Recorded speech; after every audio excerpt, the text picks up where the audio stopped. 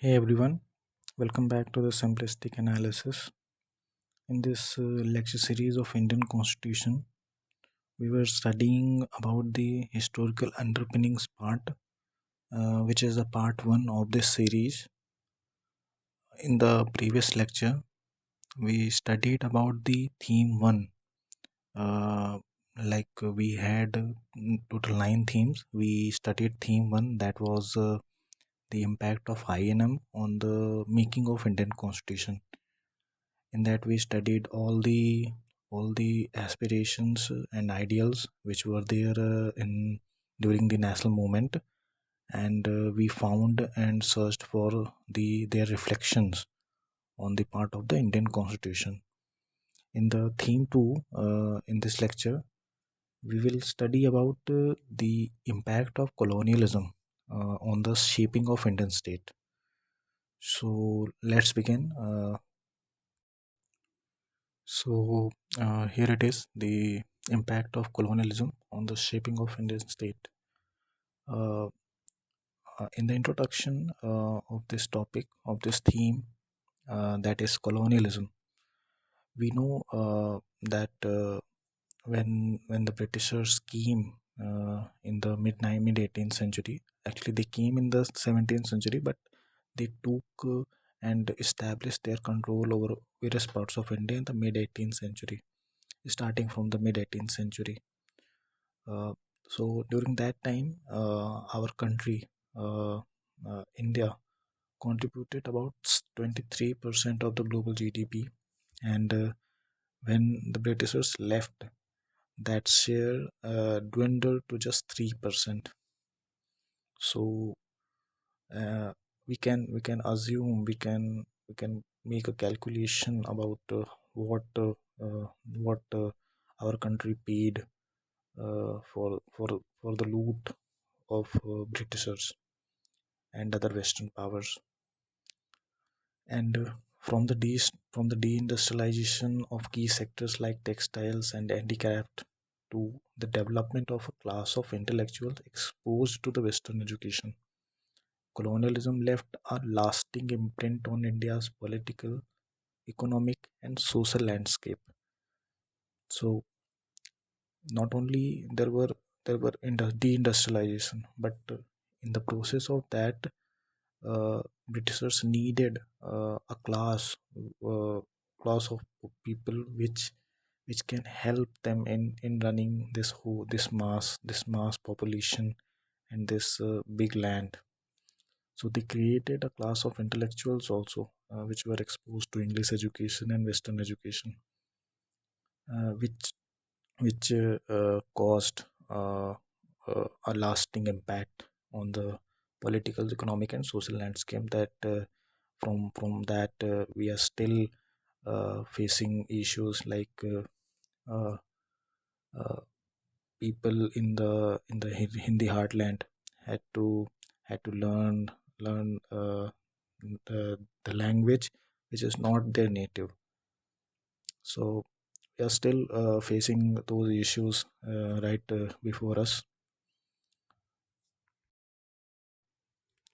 So as we know that colonialism on the one hand uh, crippled uh, wherever it went, and destroyed their economic structure, uh, whatever was prevalent in those countries, not only India, wherever they went.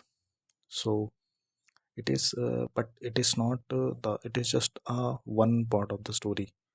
But the colonialism is a tale of stark contrast. Uh, on the one hand, it crippled a once prosperous economy, but it also laid the groundwork for modern governance and infrastructure. Uh, and we should remember here that these groundwork for modern governance and infrastructure was not out of kindness, but for their own sake of exploiting the people and the resources.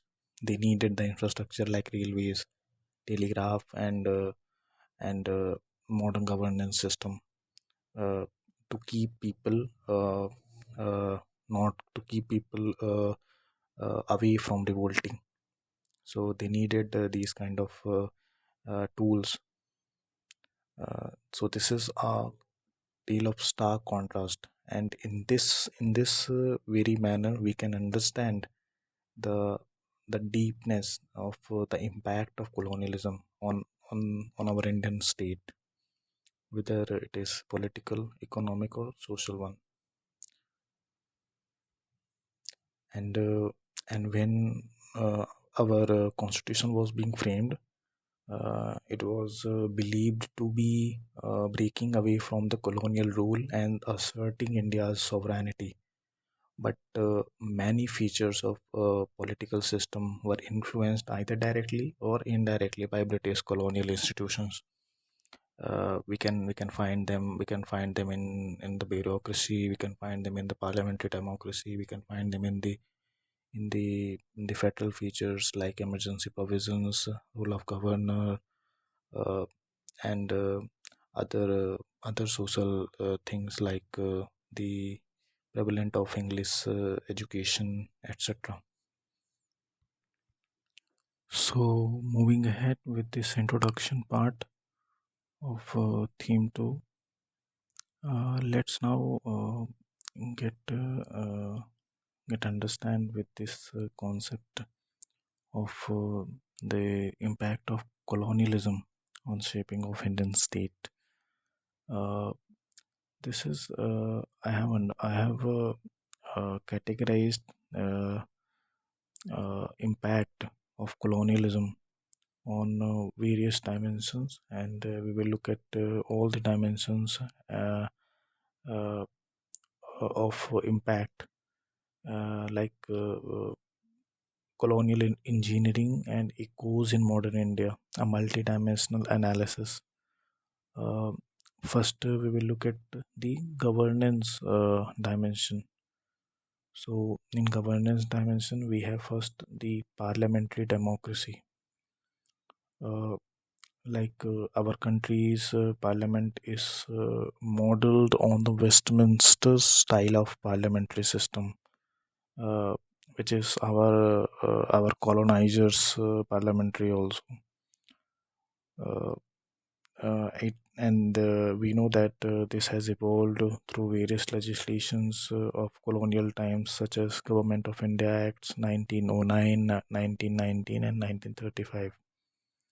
Uh, Along with this structure, uh, the procedures also inside the parliament, like question hour, passage of bills, and the committee system. All these reflect colonial procedures and precedents also. We also looked at these this dimension in our theme one also, in which we look at the international movement impact on making of Indian Constitution, uh, such as this parliamentary democracy, which got evolved from these legislations, colonial legislations. So it's here also. So let's move ahead with the governance blueprint portion. The second in this line is the federal structure. Along with the parliamentary system, which we borrowed from the Westminster style, uh, there is various federal features in our constitution and in our political system also. For example, the post of governor in the state, which acts as a center's agent, was borrowed from the post of provincial governors, which was the head in that particular state, which was appointed by the British Empire. So that post of governor got retained in our constitution, which was a colonial engineering in a sense. The second is the centralization of government finances, uh, is also borrowed from colonial arrangements. we can see this centralization of government finances in recent times also, where the states cannot borrow in certain conditions without the center's approval, right? So the next is the uh, it also promote a system which resembles internal colonialism. uh, we know, I hope we know that in what is internal colonialism is. It is basically uh, uh, colonial practices inside a country, like exploiting one part of a state and investing it into another part. And uh, it also applies in the sections and the communities also. So these centralization of government finances also serve in some manner promotes the internal colonialism. For example, if the finances and financial powers are being centralized and not given to the states, the power lies with the center. So if the power is with center, how to allocate the finances, they will allocate with their with their vote banks, with their vote banks and political scenarios in a particular state. And that will, because we are living in an electoral democracy, so there will be politics. So we can see that in the devolution of consolidated fund of India, in which a particular state gets a higher portion uh, of uh, of tax devolution from the centers, while on the other hand, the other states gets lower, whereas they contribute to the consolidated fund of India with a larger portion than those states who gets more devolution than theirs. So this was about the centralization of government finances. And also uh, the the constitution of India kept the scope of becoming a full unitary state through emergency provisions in certain conditions. So in certain conditions, like whatever is mentioned in our constitution, like armed rebellion, in financial emergency, in president rule in certain states, in those conditions, the state becomes a full unitary state. And that reflects a colonial hangover in our federal structure. So this was about the federal structure under governance blueprint. Let's move ahead with point number one. The third in the governance blueprint is the bureaucratic structure. In the bureaucratic structure, we get to see the most profound impact of colonial mindset and colonial hangover, whatever you can say. Uh, the the retention of centralization, hierarchical structure, and generalist administrators with colonial mindset. They are often criticized for inefficiency and lack of accountability. So these were also impacts of colonialism on our bureaucratic structure. We know that the origin of our bureaucracy, the All India services, are from the British colonial political structures. Uh, so uh, after independence, but the reforms which were needed to to remove those colonial impacts and imprints from the governance and the whole structure. I think those were unavailable during that time, as it was also visible from our first prime minister quotation. about our bureaucracy at that time. He said that I tried uh, to change the mindset of bureaucracy with regards to the developmental activities and the welfare state principles of our constitution, but I failed. This also reflects how the deep impact the colonialism had on our governance structure. Uh, More importantly, on the bureaucracy part. So this was the first dimension in which we looked at the governance system under three headings. The first was parliamentary democracy, the second was federal structure, and the third was bureaucracy. Um, Moving ahead with our dimension, the second is related with the legal framework and judicial structure. So we know that Indian judiciary follows the unified legal system, unlike the other federal countries like US, which has the separate system. Like at the apex level, it had a federal court, and all the states had their different uh, legal systems, we can say. But due to the impact of colonial judicial structure, Indian constitutions retained the unified legal system with the Supreme Court at the top, and the high courts uh, and the subordinates courts under the high court, and all these three tiers of judiciary follows a unified legal system.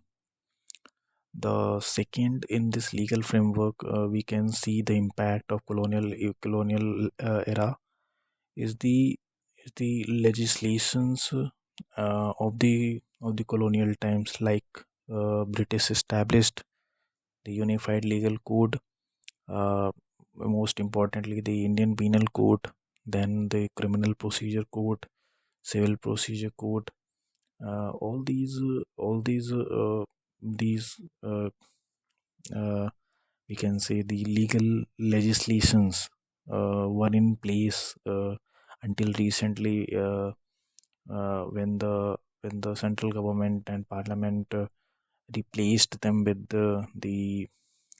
reforming some of them with the modern outlook.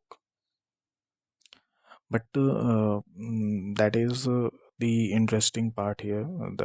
When the Indian Penal Code were drafted by the Britishers, they replaced the customary laws which were prevalent during that time in criminal justice system also in India, and this was the positive outcome of that activity, uh, which gave India the first time a unified legal system in criminal justice system. So that largely remains intact in India today also.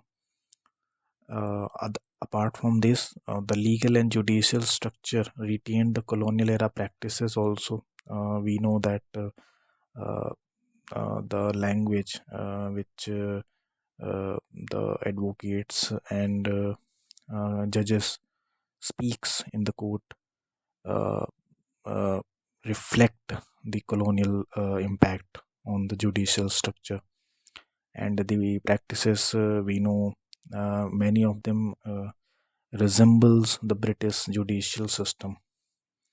So they retained the colonial era practices in some manner and legislations with some reforms to align with social justice and equality principle, which has been enshrined in our constitution and in the Supreme Court also. And with time, the reforms were happened in the judiciary of our country also.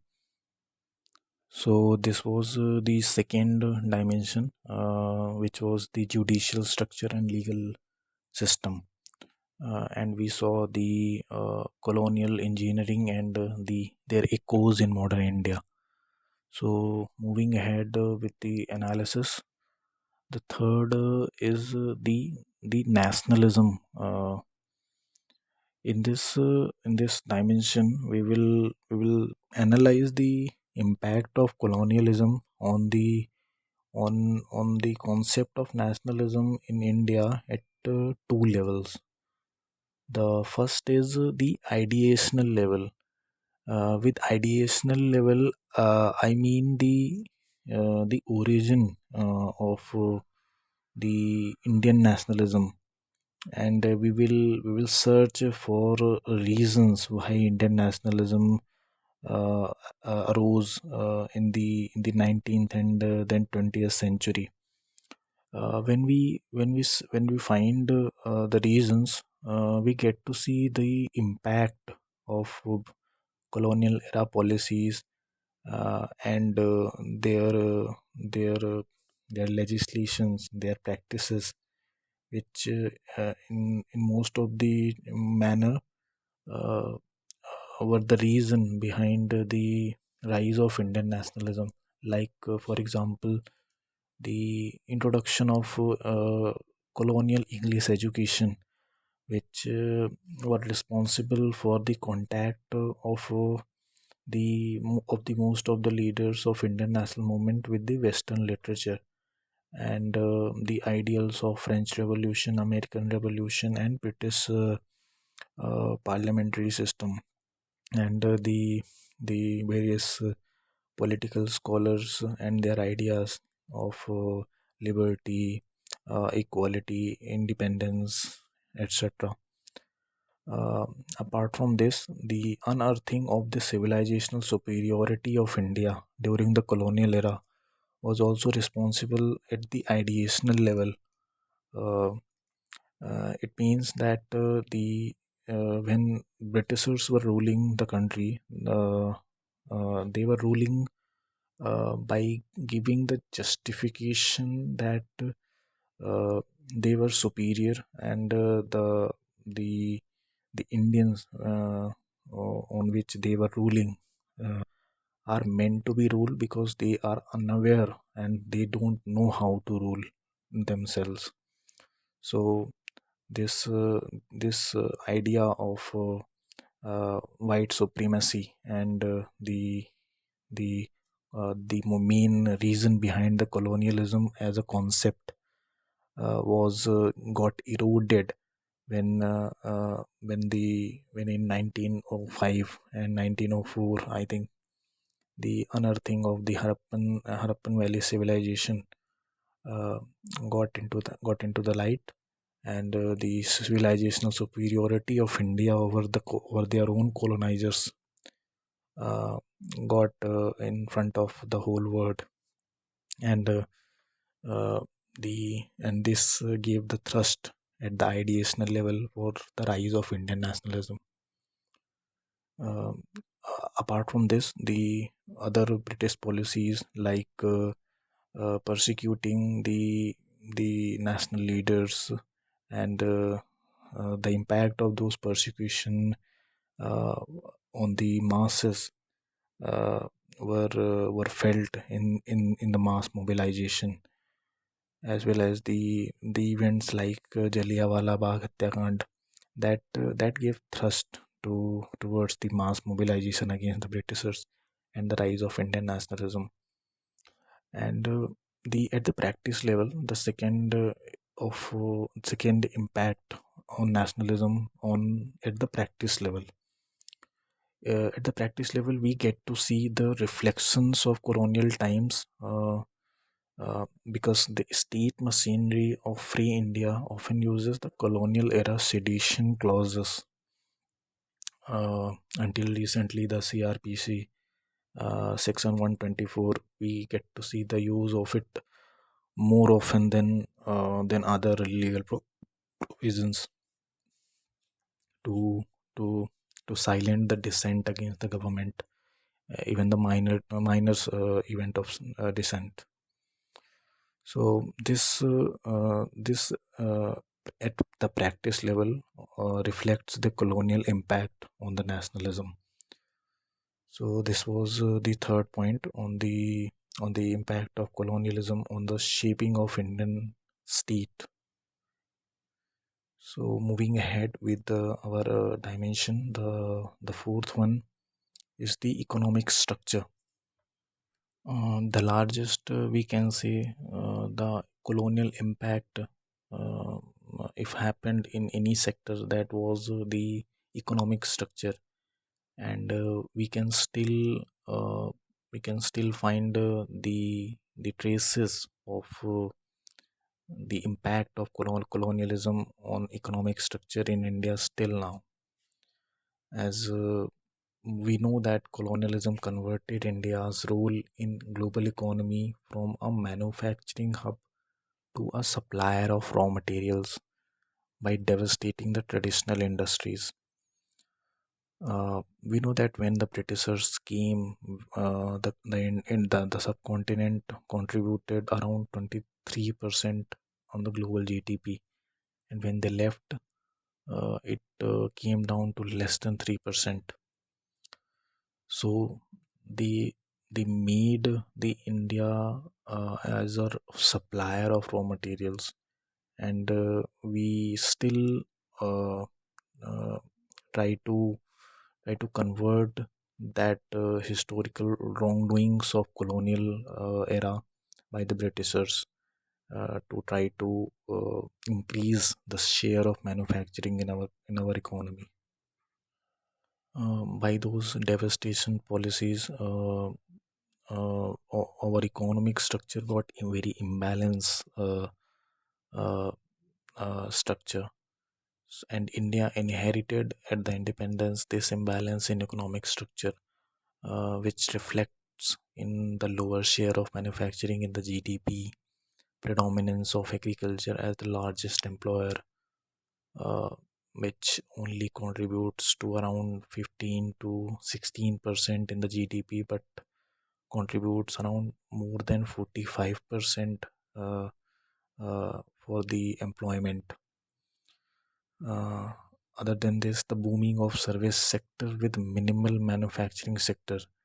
We know that the Indian economy is predominantly a service sector economy, but uh, the problem is not that the India is a service sector economy, but problem lies that it is a service sector economy without the manufacturing, without greater manufacturing sector. Like the Chinese economy went uh, uh, from the manufacturing boom during the 1980s and 1990s, and then they were transformed into a service sector economy, but still uh, uh, contributing to manufacturing in the global GDP. But this was not the case with the Indian economy, and somehow, in some manner, the impact of colonial era policies was felt in this manner. The next is the huge pressure on Indian currency due to this imbalance. We know that after independence, the government many times devalued the currency. It was because of the pressure from external sectors, uh, due to which Indian currency had to got devalued.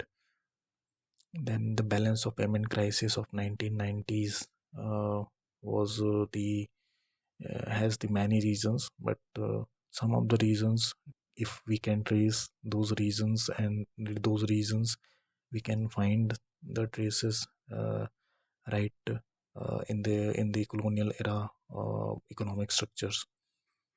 And the food crisis in immediate post independence, we know, I don't think there needs any explanation on why those food crises happened, because of the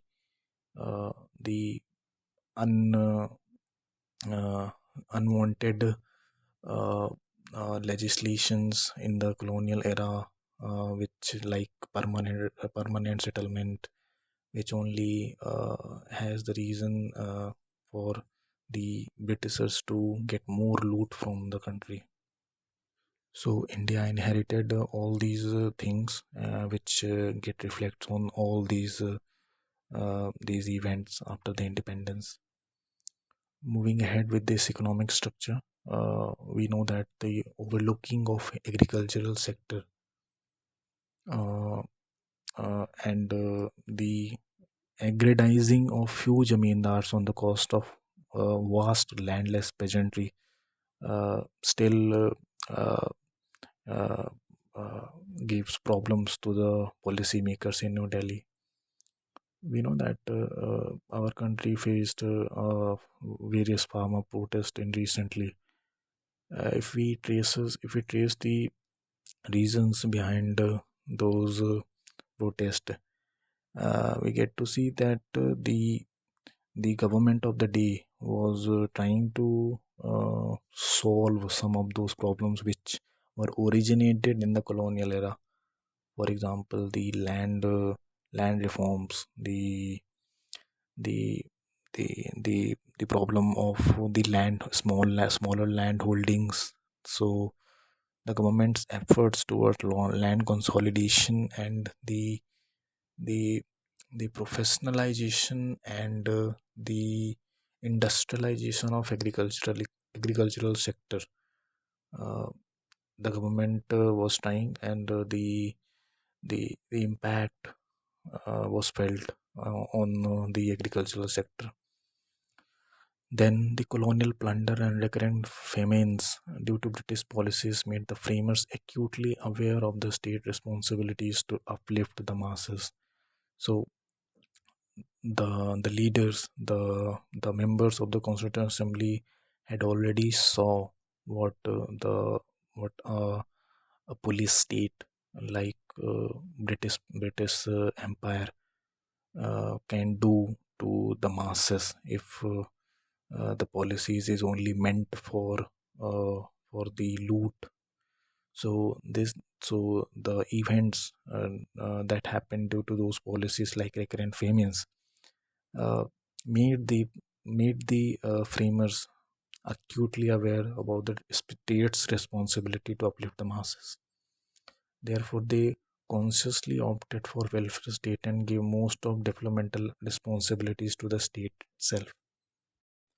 We know that post independence, India opted for a mixed economy, and the government uh, uh, taken a lot of developmental activities on itself. So this was also the impact of colonial engineering on the post-independence modern India. So this was the fourth dimension, which was the economic structure, and we studied how the colonialism impacted the economic structure of India, and still we can trace some of the impacts. So this was the economic structure. We studied total four as of now, uh, and there are more dimensions, but we don't have the time.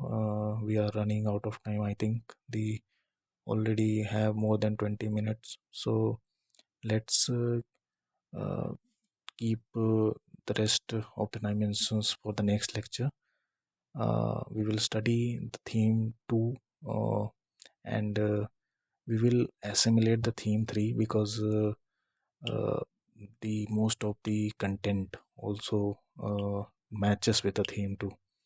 So we will assimilate theme 2 and theme 3 for our analysis, and in the next lecture we will continue with the theme 2.